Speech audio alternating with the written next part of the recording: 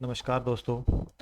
आपका हम हमारे हिंदी यूट्यूब चैनल हिंदी ज्ञान पर स्वागत करते हैं दोस्तों। आज की कक्षा जो है वो बहुत ही महत्वपूर्ण रहने वाली है।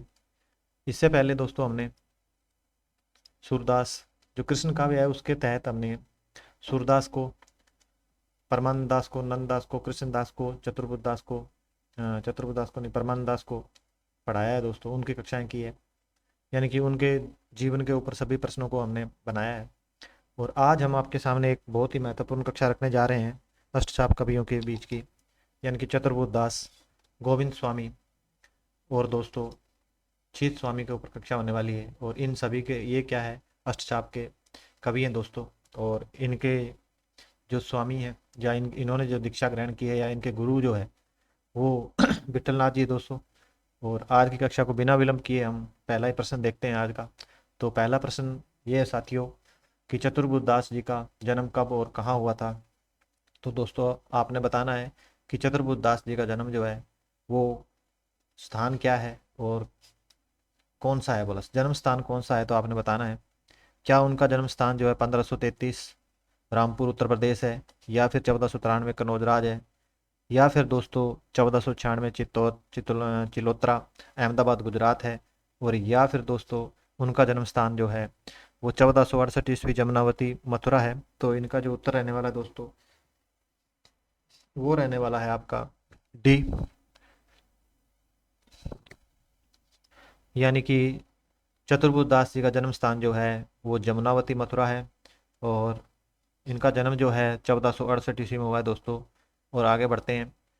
इन्होंने क्या है, समय क्या है, ज्ञान विद्या की शिक्षा देकर पुष्टि मार्ग की दीक्षा ग्रहण दिलाई थी। बोला ठीक है, इन्होंने समय ज्ञान विद्या की शिक्षा देकर पुष्टि मार्ग की दीक्षा दिलाई है दोस्तों। जो पुष्टि मार्ग था उसकी इन्होंने दीक्षा दिलाई है लोगों को। और आगे देखते हैं। दूसरा प्रश्न है दोस्तों कि कुंभन दास जी के सबसे छोटे पुत्र कौन माने जाते हैं। तो आपने बताना है कि कुंभन दास जी के सबसे छोटे पुत्र, यानी कि कुंभन दास जी की बात की जाए तो ये अष्टछाप के कवि हैं दोस्तों। ठीक है। और अष्टछाप की स्थापना जो है 1565 में विठलनाथ ने की है दोस्तों। तो इसका एक बार उत्तर देना है आपने कि इसका जो उत्तर क्या परमानंद दास रहने वाला है, और या फिर चतुर्बुद्ध दास रहने वाला है, या छीत स्वामी रहने वाला है, और या फिर गोविंद स्वामी रहने वाला है। तो अष्टचाप की बात करते हैं दोस्तों। तो अष्टचाप में चार तो चार जो शिष्य थे वो वल्लभाचार्य के थे दोस्तों। और चार जो शिष्य थे वो थे दोस्तों विठलनाथ के। और कुंभन दास का जो नंबर है दोस्तों वो, यानी कि सूरदास, कृष्णदास, कुंभन दास, परमानंद दास, कुंभन दास, ये जो है विठलनाथ के वल्लभाचार्य जी के शिष्य हैं। तो इस हिसाब से जो है ये वल्लभाचार्य के शिष्य हुए कुंभन दास। और अभी आपने बताना है कि सबसे छोटे पुत्र का क्या नाम माना जाता है। तो इनके सबसे छोटे पुत्र का दोस्तों नाम माना जाता है यानी कि चतुर्बुद्ध दास। तो आंसर बी रहने वाला है। और इसके हम उत्तर को देखते हैं एक बार। यानी कि इनके छोटे पुत्र जो चतुर्बुद्ध दास थे कुंभन दास के, और इनके द्वारा एक रचित पद है दोस्तों, वो जशोदा का कहो हो बात, मतलब कि जशोदा का कहो हो बात, तुम्हारे सूत के करतब मोह पे कहत कहत कहे नहीं जात। मतलब मैं कहना चाहता हूँ पर कह नहीं पा रहा हूँ। बोला भाजत फिरे ढारी सब गोरस। मतलब वो बोल रहे हैं कि आंगन में दौड़ते हुए फिर रहे हैं और गोरस अपने सिर पे लगाया हुआ है, माखन लगाया हुआ है। ले माखन दही खात, और माखन और दही लेकर खा रहे हैं। जो बरजो तो आंख दिखावे, कहते हैं कि अगर बरजो तो आंख दिखाते हैं, अगर मतलब उनके पे गुस्सा करो तो वो आंख दिखाते हैं, गुस्सा करते हैं हमारे पर, उनको डांटते हैं तो रच हो ना ही सकात, और कुछ भी मैं इस प्रकार रचना नहीं कर पा रहा हूँ। तो ये उनका कहना है दोस्तों, उनका एक पद है। चतुर्बुद्ध दास के सफुट पदों का संकलन किस नाम से प्रकाशित किया गया है। तो आपने बताना है कि जो चतुर्बुद्ध दास के सफुट छोटे पद थे उनको किस नाम से संपादित किया गया है, ये आपने बताना है। क्या चतुर्बुद्ध दास कीर्तन संग्रह किया गया है, या कीर्तनावली एक रचना है उसमें किया गया है इनका संग्रह, या दान लीला एक रचना है उसके अंदर इनका रचना में जो संकलन किया गया है स्फुट पदों का, या फिर ये ऊपर दिए हुए सभी आंसर है दोस्तों।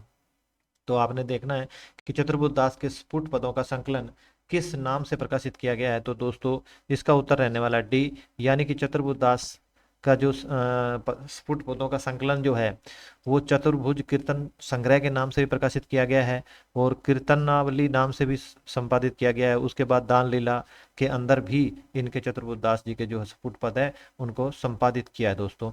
इसके साथ हम आगे बढ़ेंगे और इसका उत्तर एक बार देखते हैं दोस्तों कि चतुर्भुज दास क्या है, प्रसिद्ध अक्षछाप कवि थे और कुंभन दास के कनिष्ठ मतलब सबसे छोटे पुत्र माने जाते हैं। इसके साथ हम आगे बढ़ेंगे। अगला जो प्रश्न है दोस्तों वो आपकी स्क्रीन के ऊपर है कि चतुर्भुज दास जी कौन सी रचना नहीं है। तो चतुर्भुज दास जी की आपने बताना है कि रचना कौन सी नहीं है।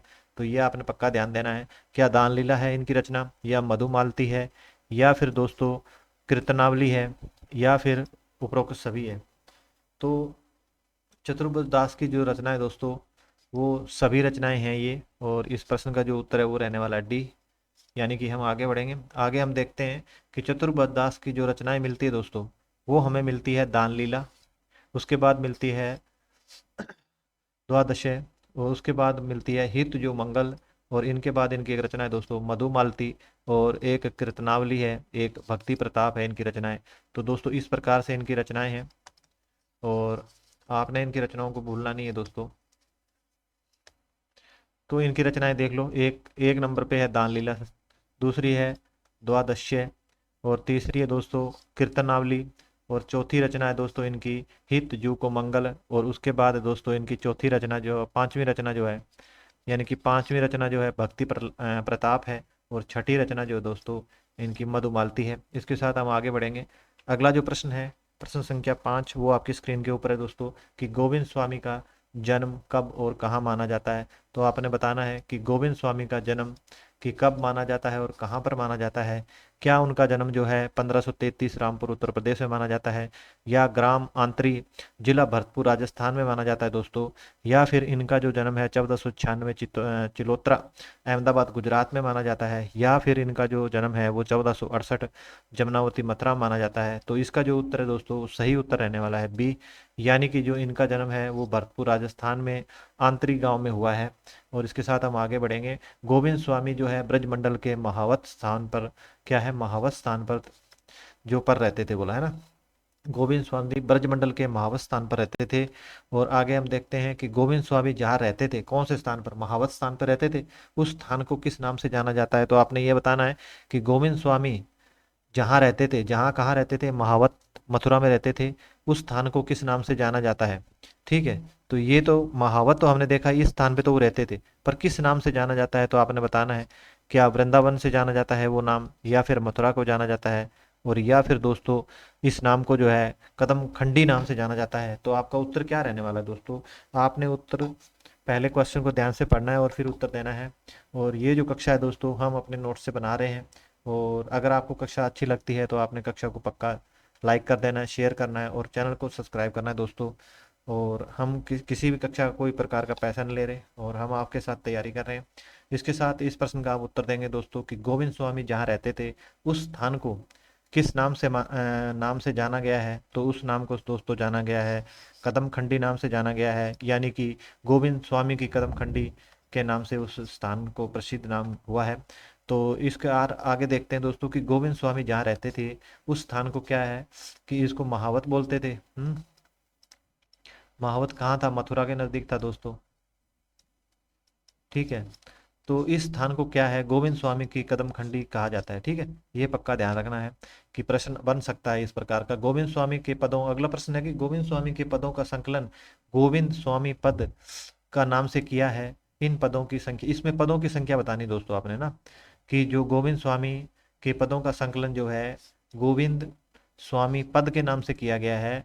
तो इन पदों की संख्या कितनी है दोस्तों वो आपने बतानी है। क्या 252 पद है इसके अंदर, या फिर 253 पद है दोस्तों, या फिर 254 है, या 256 है। तो आपने ये इसका उत्तर देना है। अगर कक्षा थोड़ी ज़्यादा जल्दी स्पीड से चल रही है तो आपने पॉज करना है, क्लास को रोकना है और अपना आंसर देना और फिर आगे बढ़ना। ठीक है, तो इसका जो उत्तर है दोस्तों वो है 252 पदों की ये रचना है दोस्तों। ठीक है, तो इसका उत्तर रहने वाला है ए। और इसी के साथ हम आगे बढ़ते हैं। यानी कि इनकी कोई स्वतंत्र रचना प्राप्त नहीं होती है, ये एक ध्यान देना है कि इनकी कोई भी स्वतंत्र रचना प्राप्त नहीं होती है। और गोविंद स्वामी जो पद नाम से एक रचना निकाली गई है उसके अंदर क्या है दोस्तों, 252 पद है। ठीक है, इसके साथ हम आगे बढ़ते हैं। प्रश्न संख्या 8 है कि अष्टचाप के कवियों में सूरदास के बाद दूसरे बड़े संगीतज्ञ कौन माने जाते हैं। तो आपने ये बताना है कि जो सूरदास सबसे बड़े थे संगीतज्ञ, उनके बाद दूसरे स्थान किसका है संगीतज्ञ के अंदर। तो आपने ये बताना है क्या सूरदास हो सकते हैं। सूरदास तो है नहीं, क्योंकि सूरदास प्रश्न के अंदर लिखा है कि सूरदास के बाद दूसरा स्थान किनका है। तो आपने बताना है कुम्मन दास जी है क्या, या फिर गोविंद स्वामी है, और या फिर परमानंद दास जी है। तो दोस्तों इस प्रश्न का जो उत्तर है वो रहने वाला है सी, यानी कि जो गोविंद स्वामी है उनका जो संगीत के अंदर दूसरा स्थान अष्टचाप कवियों में आता है दोस्तों। सूरदास के बाद उनका दूसरा स्थान है, यानी कि गोविंद स्वामी संगीतज्ञ में क्या है, सूरदास जी, सूरदास जी किस एक स्थान पर है अष्टचाप में, और इनका क्या है दूसरा दूसरा स्थान है दोस्तों, है ना, किसके अंदर, संगीतज्ञ के अंदर। तो ये आपने ध्यान देना है।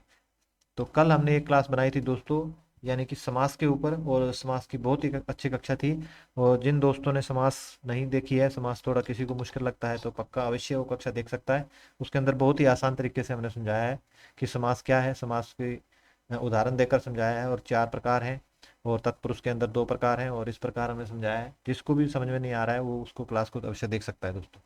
तो इस प्रश्न संख्या 9 को देखते हैं दोस्तों कि गोविंद स्वामी ने कब और किस से दीक्षा ग्रहण की थी। तो आपने बताना है कि गोविंद स्वामी ने किस से दीक्षा ग्रहण की थी। क्या 1535 ईस्वी गोविंद वल्लभाचार्य जी, गोस्वामी वल्लभाचार्य जी से की थी, या फिर 1535 गोस्वामी विठलनाथ जी से की थी, और या फिर 1535 रामानंद जी से की थी, या 1535 जो कुम्मन दास जी से इन्होंने दीक्षा ली थी। तो इसका जो उत्तर है दोस्तों वो रहने वाला है बी, यानी कि जो विठलनाथ जी है उनसे इन्होंने जो है जो दीक्षा ग्रहण की है दोस्तों। क्योंकि जो गोविंद स्वामी है वो विठलनाथ के शिष्य हैं। तो अष्टचाप के अंदर ये हमने बखूबी पढ़ा है। अब जो अष्टचाप है दोस्तों,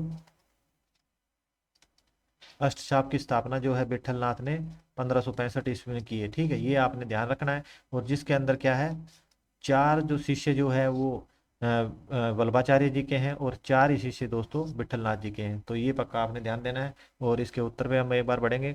गोस्वामी जो है विठलनाथ जी ने के विविध क्या है, विविध विधिवत विधिवत पुष्टि मार्ग की दीक्षा ग्रहण की इन्होंने, कि इन्होंने गोविंद स्वामी ने। तो इसके बाद हम आगे बढ़ते हैं, कौन राजस्थान से संबंधित एकमात्र अष्टचाप कवि माने जाते हैं।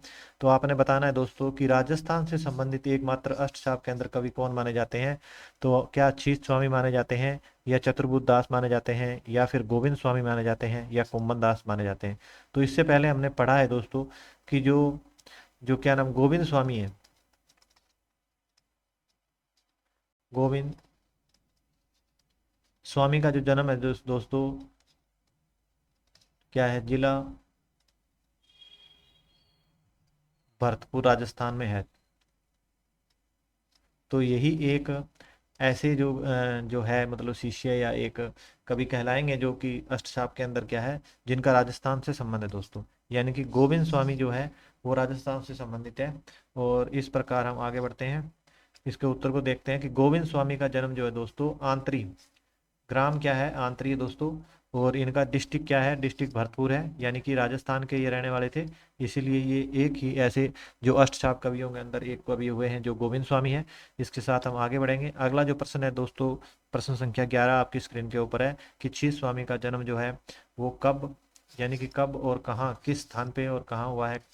तो ये आपने उत्तर देना है कि क्या उनका जन्म 1515 में मथुरा में माना जाता है, या फिर उनका जन्म जो है 1516 ग्राम आंतरी जिला भरतपुर। ये तो हमने देखा है अभी, यानी कि ये तो जन्म गोविंद स्वामी जी का है। 1496 चितौत्रा अहमदाबाद गुजरात में, क्या ये इनका है, ये कुम्मन दास जी का दोस्तों। 1468 जमुनावती मथुरा है। तो इनका जो जन्म है दोस्तों, शीश स्वामी का जन्म अहमदाबाद गुजरात में है क्या, यानी कि इनका जन्म जो है दोस्तों वो है 1515, यानी कि 1515 में मथुरा में हुआ है। ठीक है, इसके साथ हम आगे बढ़ेंगे। इसका उत्तर देखते हैं एक बार। इसका जो जन्म है दोस्तों चतुर्वेदी ब्राह्मण परिवार में हुआ है ना, चतुर्वेदी ब्राह्मण परिवार में हुआ है, जो कि मथुरा में हुआ है। ठीक है, इसके साथ हम आगे बढ़ते हैं।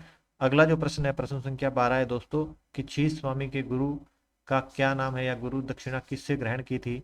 तो ये आपने बताना है, क्या गोस्वामी वल्लभाचार्य जी से इन्होंने दीक्षा ग्रहण की है, या फिर दोस्तों इन्होंने जो गोस्वामी विठलनाथ जी से दीक्षा ग्रहण की है, या फिर जो है रामानंद जी से की है, या फिर कुम्मन दास जी से की है।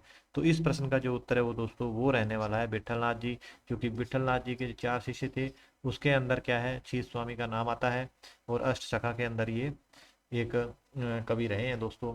तो इस प्रकार इसका उत्तर बी है, और हम आगे बढ़ेंगे।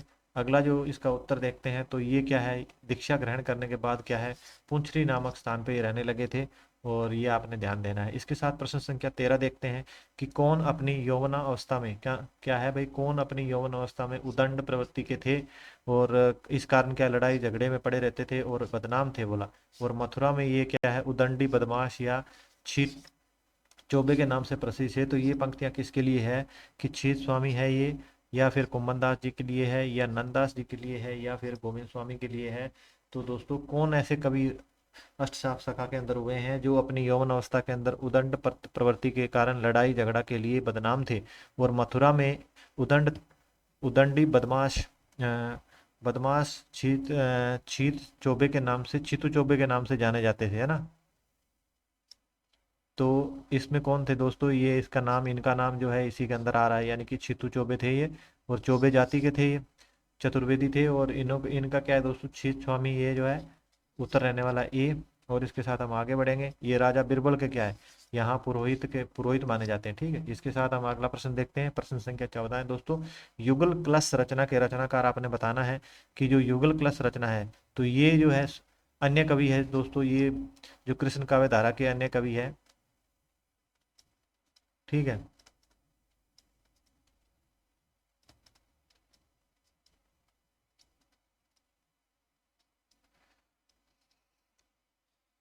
तो अन्य कवि की रचना है युगल युगल कलश, जो रचना है वो दोस्तों वो आपने बताना है, क्या ये रचना जो है श्री भट्ट की है, या हरिव्यास की है, और या फिर ये रचना दोस्तों हरिव्यास की है, और या ये दोस्तों रस खान जी की है। तो ये रचना है दोस्तों यानी कि श्री भट्ट की है। युगल कलश जो रचना है ये बहुत ही महत्वपूर्ण रचना है, और ये इनकी रचना है, यानी कि ये श्री भट्ट की रचना है।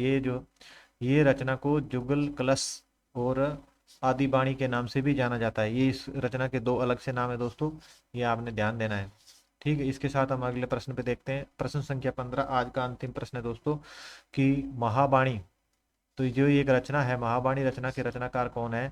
तो आपने बताना है कि श्री भट्ट हैं, या फिर दोस्तों हरिव्यास देव हैं, या फिर हरिराम व्यास है, या फिर रसकान रहने वाले हैं। तो इस प्रश्न का जो उत्तर है दोस्तों वो रहने वाला है बी, यानी कि जो महावाणी जो रचना है वो हरिव्यास देव की रचना है दोस्तों, है ना।